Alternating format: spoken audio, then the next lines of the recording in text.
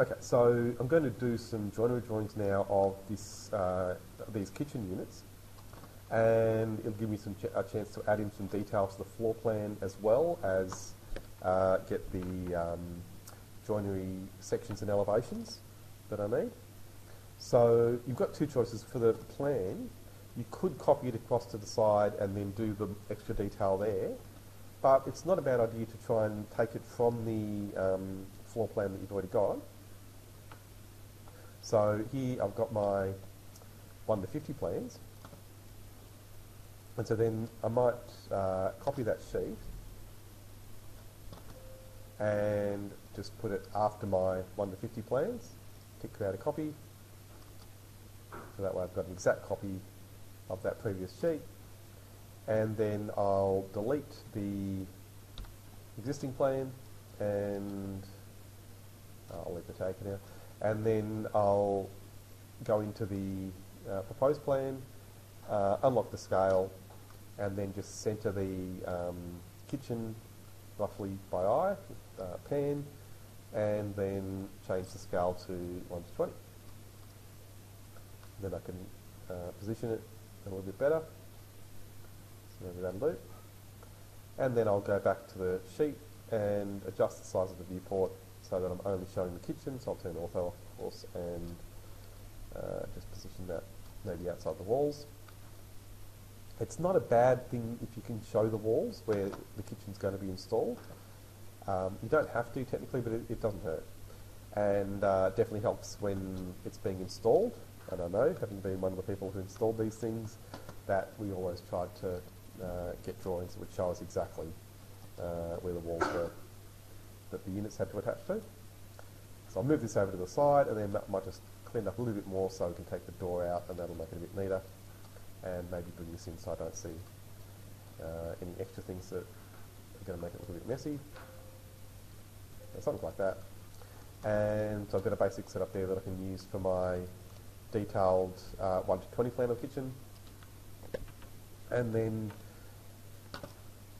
to actually do my joinery drawings, I need to be able to project off that plan, and it helps there if I can make room. And so this is where you'll see, actually, if you get, depends who you get next semester for Construction 1, but they might show you XREFs where you can use clipping planes or clipping regions, and you can crop out an area, which makes it a little bit easier.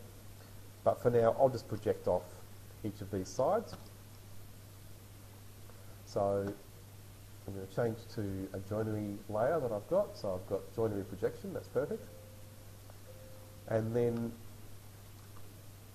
so that I can just project off this plan, I don't want to do too many copies of the plan, I'm going to rotate my view instead of rotating the drawing. So I'm going to use the little arrows up here to rotate it around 180 degrees, so it's upside down, and then I can project from this bench top, drawing a line up to where I want to have my first elevation. And then I'll draw another line for the next bench.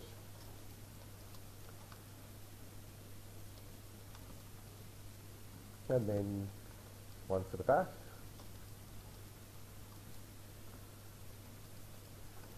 And then I'll draw a line for the floor.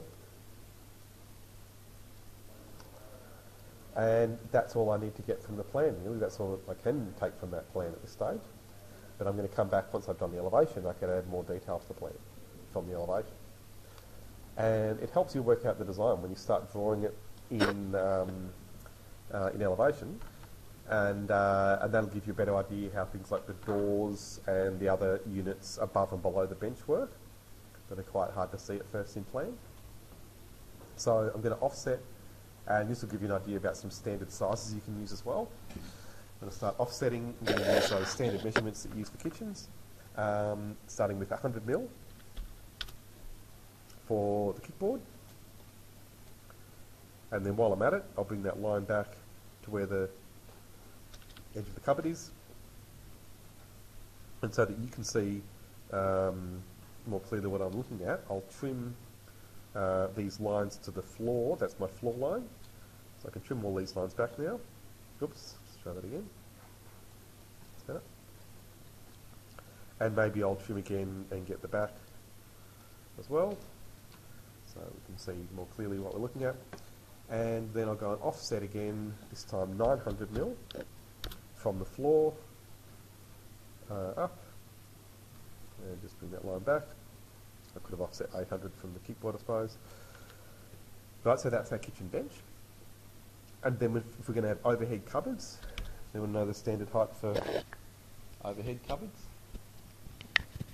So when you think about standard heights, they tend to go in increments of either 600 or 300. And there's a lot of reasons for that. It's a construction standard. Brick courses line up with those things. Those board sizes I mentioned will line up with those measurements as well. So the bench top, of course, is in an increment of 300. It's 900.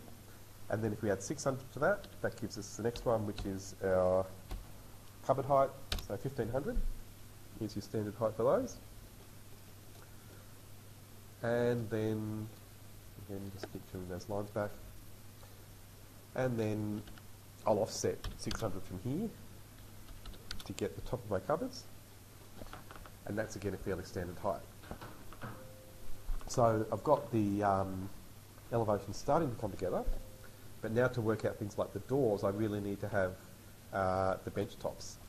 So I'm going to offset, and there are different sizes for benches. It depends on a few things. They can be down to 30mm. I've even seen the 25, but 30 is a good starting point. But then the thicker bench top boards that's made for laminate, so MDF with laminate on it, or even particle board, but particle board's pretty cheap and nasty, tend to be closer to 35. The wheel measurement is something like 33, but you can just draw them 35. And then for nicer designs, sometimes people go for even thicker benches, and you can do that. So 50mm is a nice thickness for the more contemporary style of bench top. But that's a design decision you make. So I'll just do them the old standard 35. And then,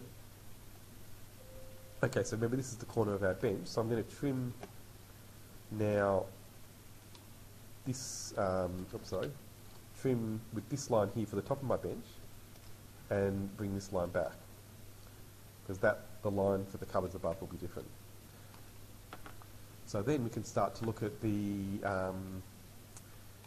how much lip or how much overhang we want for the bench top. And I really like the flush ones. I do them all flush these days if I can. But that's not the old traditional way. Traditionally there would have been an overhang. So I'll do it with an overhang just so you can see that. And so let's say it's 20mm. We're going to offset 20 from where the edge of the bench is, coming back.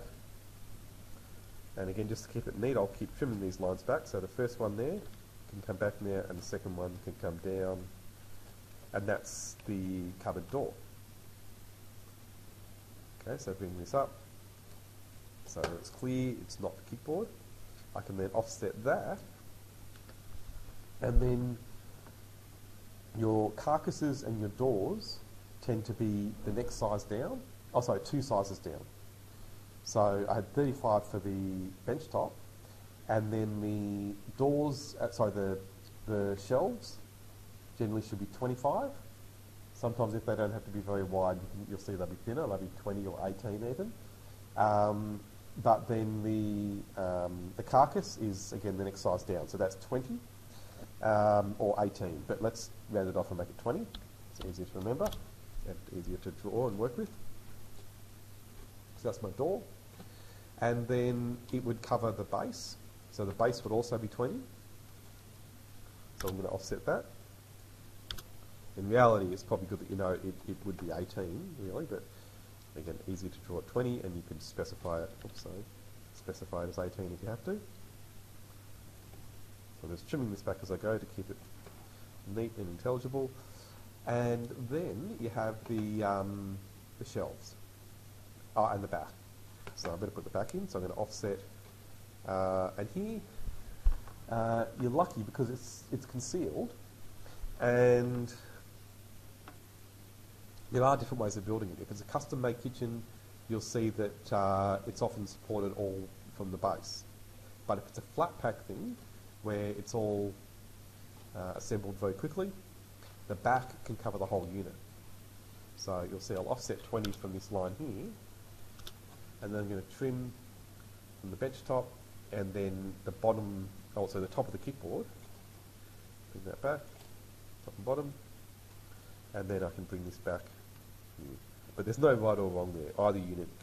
Either piece can go all the way through. Structurally, it probably helps if the back, though, does go over the whole thing. And so then we can work out where the shelf needs to go, and I'll just make it even. So from so from here to here is 745.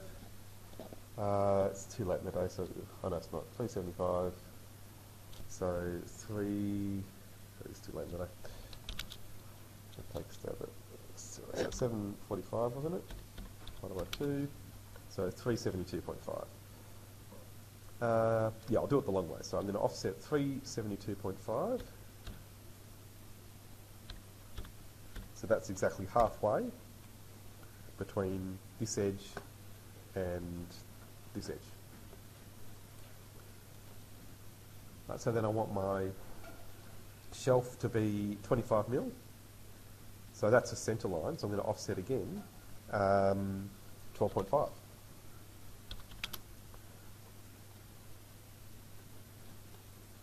So then we want a little gap between the door and the shelf. So maybe 10mm is enough. Then I can get rid of the centre line. It's served its purpose, and then can use a fillet to join these lines together, and we've got a shelf.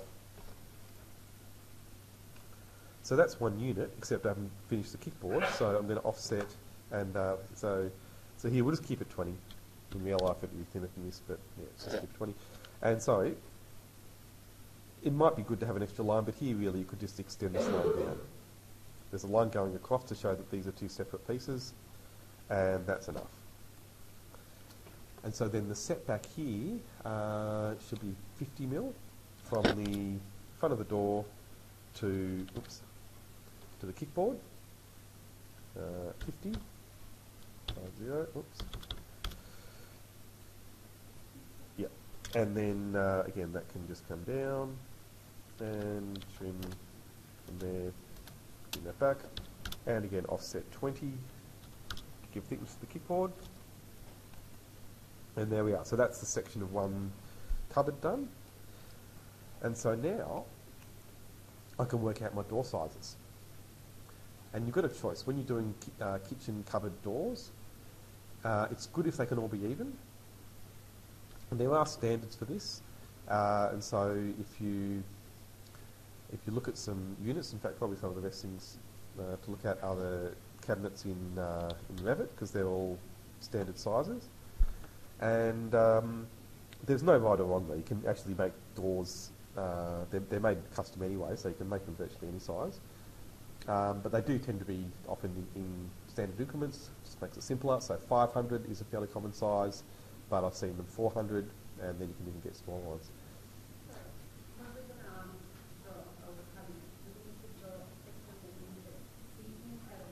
Yes, yeah. So every single draw or... Well, you know, you don't need to... No, you don't have to cut a section through everything. So you just need to cut a section through one part of the unit. Yes, but yeah. we can still see the cabinet from outside. Exactly. Okay. That's right. And so mostly for the drawers, I mean, if you happen to cut a section through them, you can show them, but otherwise it's clear enough if you show the drawers in elevation, and that works pretty well. So you'll see when you're placing your cabinets in Revit, they are standard sizes, and that's a good way. If you forget all these measurements, you can have a look at these. So I'll just let that open, and then I'll keep going with this. And I don't expect you to put in the edge moulding really for this. Don't think you've got time. If you want to, you could show an edge moulding though, to put a bit of a curve on the edge of the bench, but just with a straight one is fine, I think. And so what I really want to do is measure now from the front of this door coming across and you can see we've got an unusual measurement 2020, but it's only 20 mil off, and then that would divide up fairly well with you know, especially we're going to put some drawers in anyway, and that'll work pretty well. So coming back, and you could also shorten it by 20 mil if you really wanted to. So, but for now, I just want to get some casework families and check a couple of measurements. So if we get you know, some of these standard cabinets.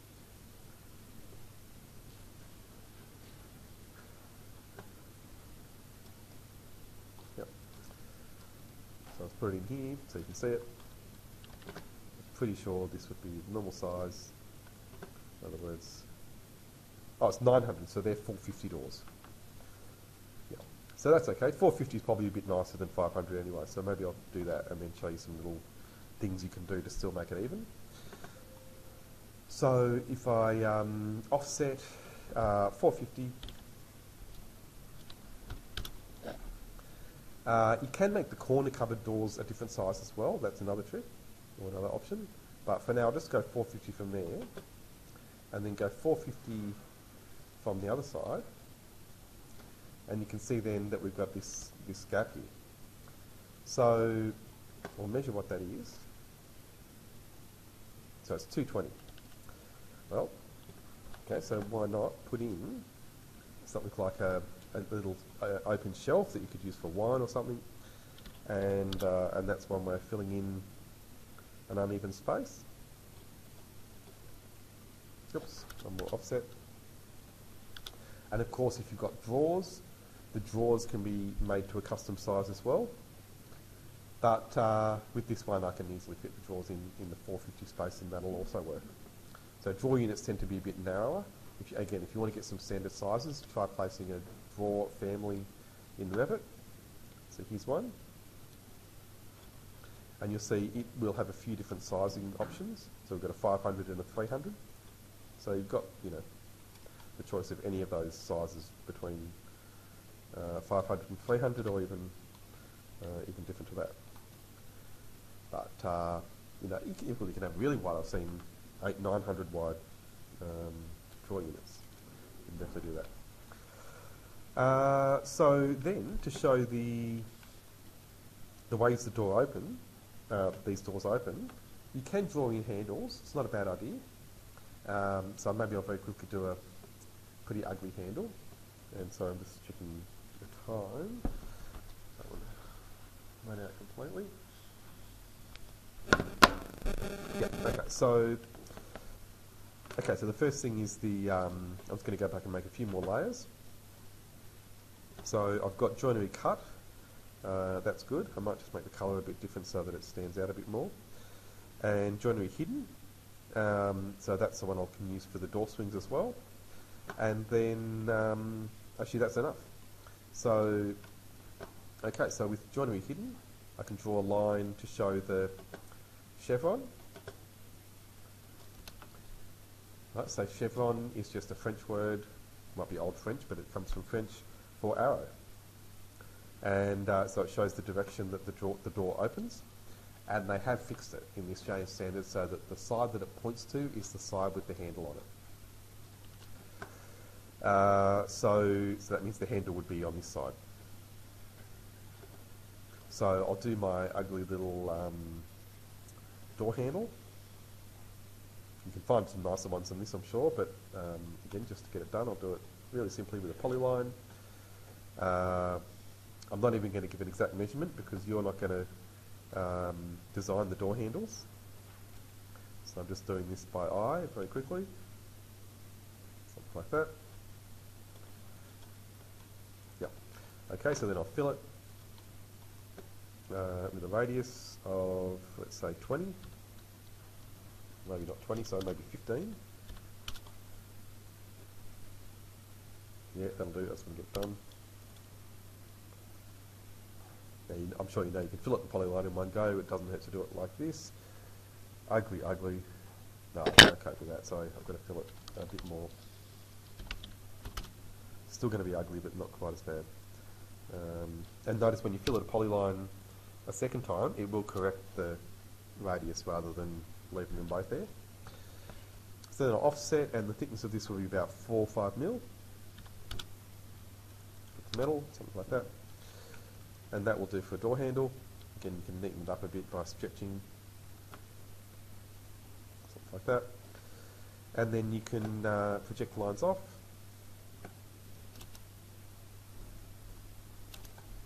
And draw a rectangle.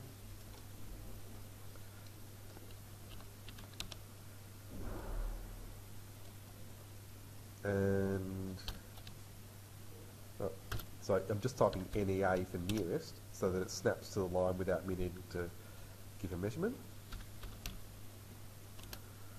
And then this is, yeah, about 8 mil. That's a bit too big, so I'll stretch it back 4 mil. And then I'm going to fillet these with just a 2 mil radius, just to round off each of these. And here I'm going to use the polyline option.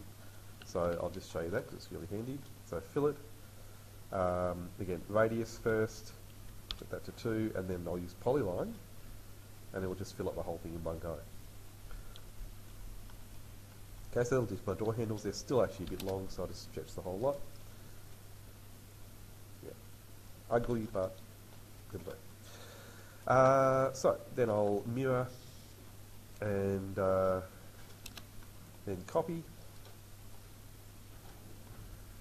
to get the next set of doors, except of course here I might do some drawers instead. Okay, so drawers are similar, but well, first we need to know how many drawers, and again, the best thing here is to look at some real drawer units and see what you like and see what size you think is good. But if you can keep it in round numbers as well, that helps. So 150 might be good for the first one, and the top drawer is normally a bit thinner than the bottom ones. So the next I'll make maybe, well, let's see what we've got left. So 465, so yeah, so I'll just offset 200 for the next one, and then that leaves a nice big one for the bottom. That might work. But again, you can do virtually anything you want. So here, trimming with these 2 lines, I can trim back those draw lines. Not entirely happy with that, so I might even just move that line up a bit. Yeah, 65. And see, can I fit 2 in? Yeah, so maybe I want to, so let's just get them a bit smaller. So maybe 20. Yeah, thin one at the top actually isn't a bad idea. And then I'm left with 350, so I can offset 175, and that will be halfway, and that's probably okay. So, normally you'd have 4 drawers, so I probably could have done that better, but again, you can try out some different configurations. And so to copy this handle across, I'm going to copy it to the midpoint of all the drawers, rotate it, and like that, and then move it up so that it's in the centre or a bit above, but again, the joiners and the cabinet makers will know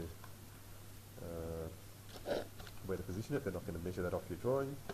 And so then I can copy that down to each. Oh, sorry, there, I'll just do that again. So I'm going to copy from the top.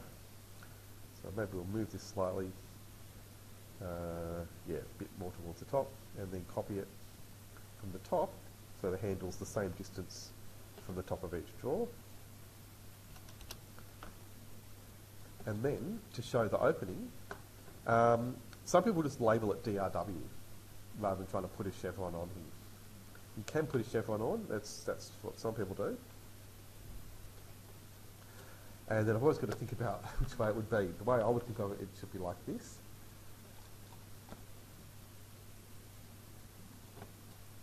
And then that's showing that it's opening, but see, then it might read as a hopper that's opening with a hinge.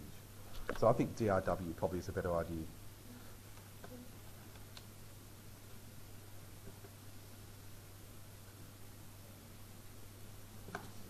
Okay, so, with some text.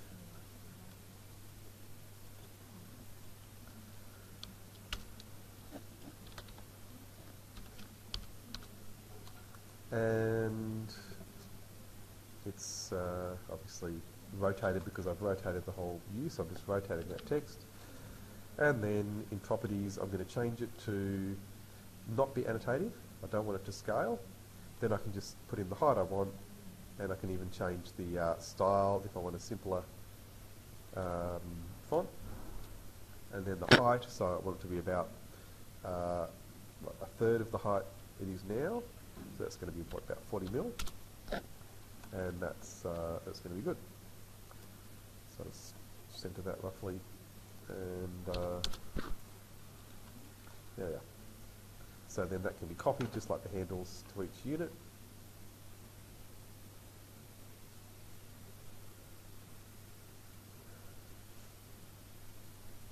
There you go. Alright, so then use the same approach for the upper level cupboards. And if you do a full height splashback, then there's not much to draw, and full height glass looks really good. And if it's not tiled, again, it's much easier to draw than if it is. Yeah, or even just a note. If it's just glass, then you don't even need a hash. Yeah. Yeah. That's right. That's right. Yeah, so yeah, that's it. So then what I haven't done is set the line weight for that section. So that's why I wanted to finish it, because these lines are continuous. So in the past, you had to trim it and then come back and draw some new lines or use some sort of workaround. But they put this new option in a little while ago. Instead of having to break with this one, which is a bit more fiddly, you can break at point. So you just need to know that you need to go to the modified drop-down panel and then use break at point. And you'd know, it's like the one in Revit, this one. So if you select the line, you choose the point where you want to break it, and then it's broken into two pieces. So I'll do the same at the top. Now, pressing enter to repeat it doesn't work, because it's like a little script, so you've got to choose it each time from the menu, this one, or from the ribbon.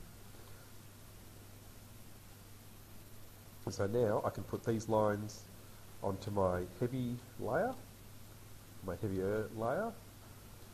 So there's my joinery cut layer. You can see straight away that reads as being cut. So here again, I want to break this line. Or do I? Actually, sorry, that's going to be a wall. So I'll leave that line heavy. Right, and then all of these lines inside the unit, of course, heavy. I've got to break one at the bottom.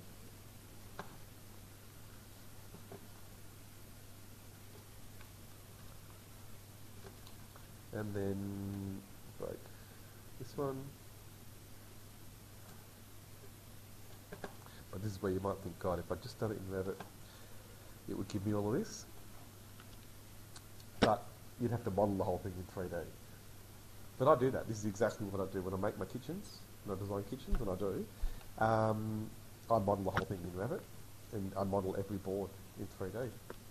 But when you realise they're all just extrusions because they're flat, it's not that difficult, and it gives you a good chance to really design in detail. And then your joinery drawings are done. You just cut sections and elevations, and it takes no time. But this still isn't too bad. I mean, this is how I started doing joinery drawings in AutoCAD. Probably the thing I did the most, apart from ceiling plans, on those commercial fit-outs for years. And so again, so the next unit above, the wall units, again, even though I built these kitchens, I forget sometimes these measurements. If I think about it, it'll come back to me, but it doesn't hurt just to grab something in Revit since you've got it there. So I'll grab a, here we go, 2-door wall cabinet, put it up against the wall, and just check those measurements. So here, it's going to be about, 300, there we are, that's right. Okay, so again, offset 300, I won't do the whole thing because I know we're going to run out of time. Oops. But I'm sure you get the idea. Once I trim this top and bottom, and then do the break. I'll do that first this time.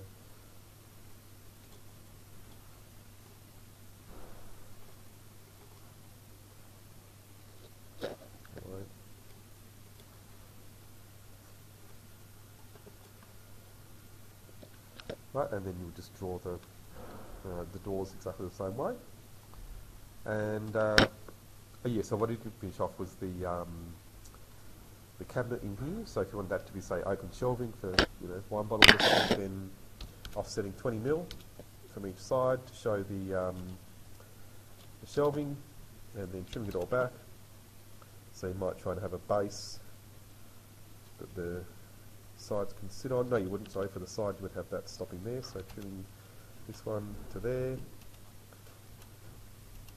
so on. So then if you're doing it like that, you would keep that side the same. And then put your shelves in. So they wouldn't need to be 25mm, they could just be 20. And so let's say 200. I think that's about the size of a wine bottle. 400 and 600. So you could even those up a bit, maybe 10 and... Oh, now what I'll show you is how you can set out the measurements. If you want to get even spacings exactly, there is a method for that. So essentially you draw a line between the 2 points you're trying to measure, and then you set it out by half of the thickness of those units, of those shelf pieces.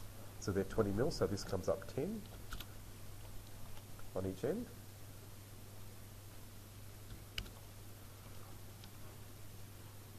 Right, so then, using divide, this one here, you select that line, we've got 1, 2, 3, 4 segments. I can't see them because my point style isn't right, but I can just come up here to point style, and then set across, and now I can see the crosses. Right, so if you think about it, these pieces now would each need to be centred on these points. And then once they are, the bottom of that edge would be 10mm below each point. So what that means is that I can move the points down 10mm. That's where the bottom of the shelf would be. So then I can just move each piece, and I'll trim it as I go. So I'll trim those again to make them neater.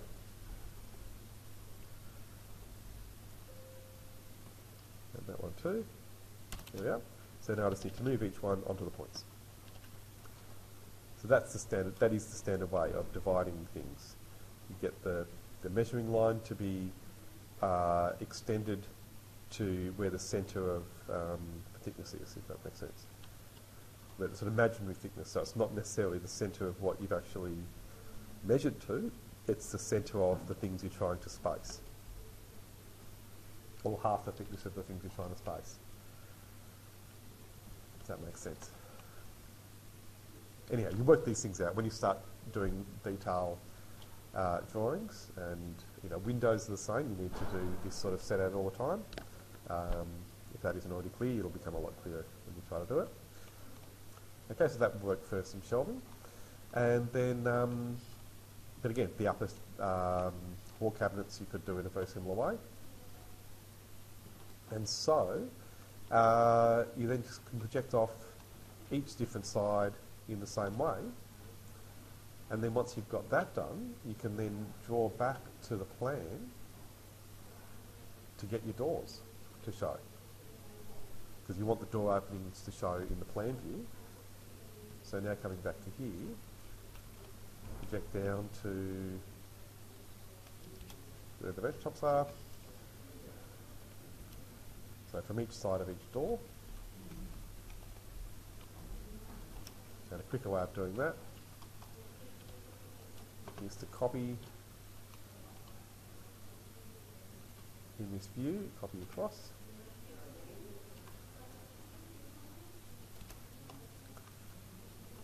And then, so you can see what I mean about things not being that easy to work out in plan, because we've got these setbacks and things like that, but projecting back from the elevation it's easier. So I'll offset 20mm, because we know that's our overhang, and then draw a line just for one of the doors. I don't think I'll have time to do all of them, but let's do one so you get the idea. and then I can rotate that line around the way the door opens and join a door swing just using start center end. So start, center, and then if it goes the wrong way, shift, oops, oh sorry, control changes the direction of the arc.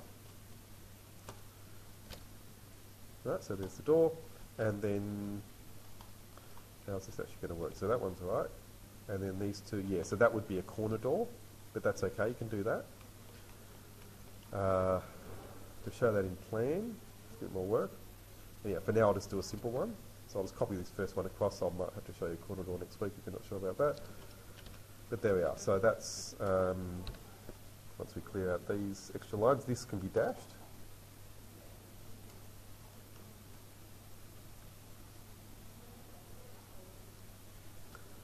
And then you'd have lines just to show, not the whole, you don't need to show all of the cabinetry, you just want to show at least the outline of each unit. So remember this is a drawer unit, so it needs to definitely have an outline. So just something like that. And again, you can copy the lines, but that's the way you want your plan of the kitchen units to come together. And then you have the overhead units with another dashed line above that. So that's of course 300 from the wall.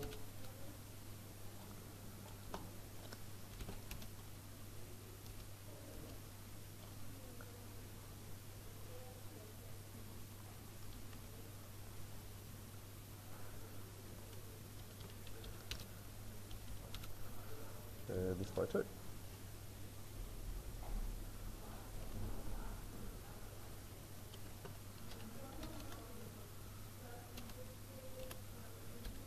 And so I'm just filleting again now with the 0 radius to join these lines together. And so now the kitchen plan's coming together. So it's a lot of back and forth. And so for this kitchen I would say you'd need at least one going this way, one like I've just done that goes the other way. Well, let's just put it like this and then I'll mirror it.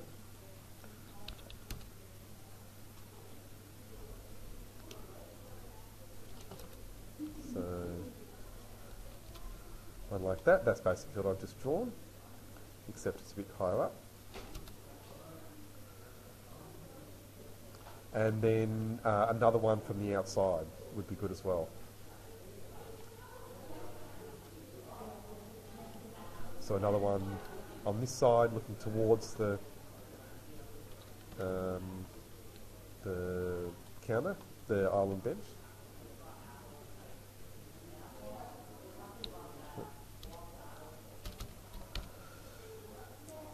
That'd be enough. So you don't always need to do all 4 sides, just depends on what makes sense for your kitchen. Because if I did a 4th one down here, looking up, all it can possibly pick up is this side of this unit, and I've picked that up in this one anyway. So 3 would be enough.